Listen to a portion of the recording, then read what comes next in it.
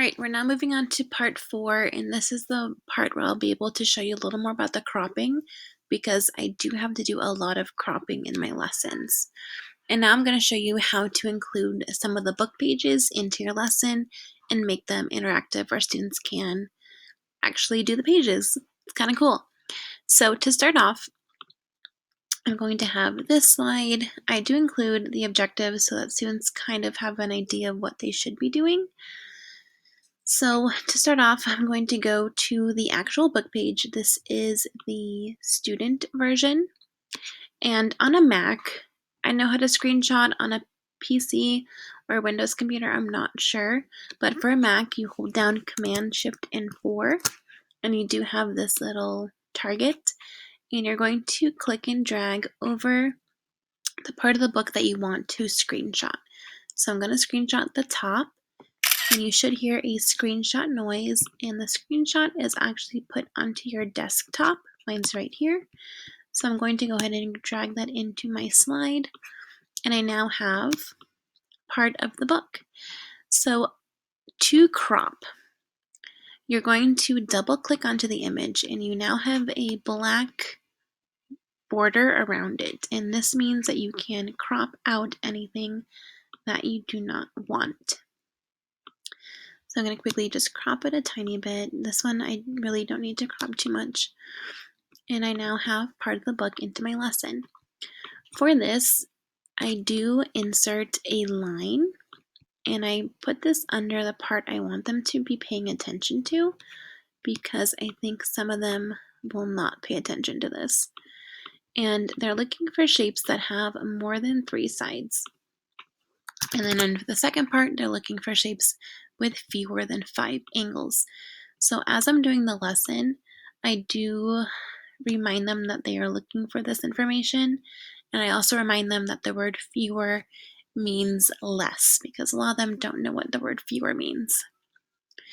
All right, for this one, this is them mostly just watching me do it because in the classroom, this is the part that they would be watching me do.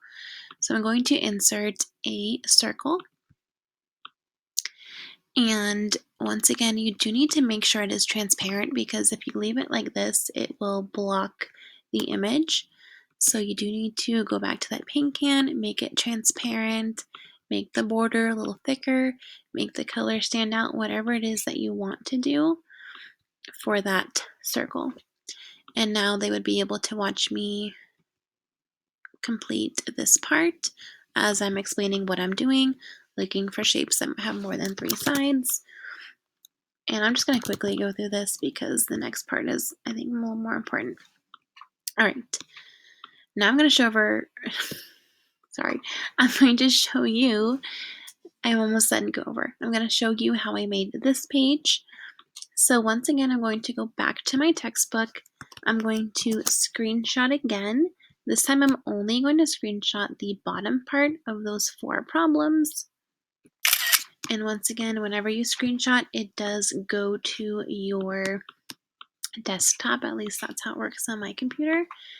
And I'm going to put this here. This one I will put a border around. Sometimes I like adding those borders in there. All right, on the top, I am going to insert another text box, and I'm going to put directions here. So I want them to drag the circles over the shapes that follow the rule. I'm going to make this centered. I'm going to change the font so it kind of stands out a little bit, and the color, maybe the size, whatever it is.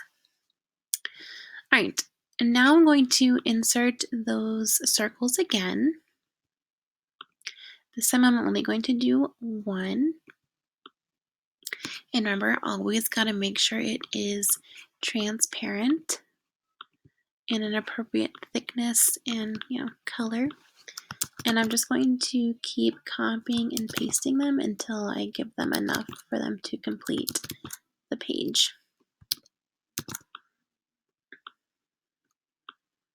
And that is how most of mine are completing the pages. They'll just be dragging the circles over the shapes that match the rule.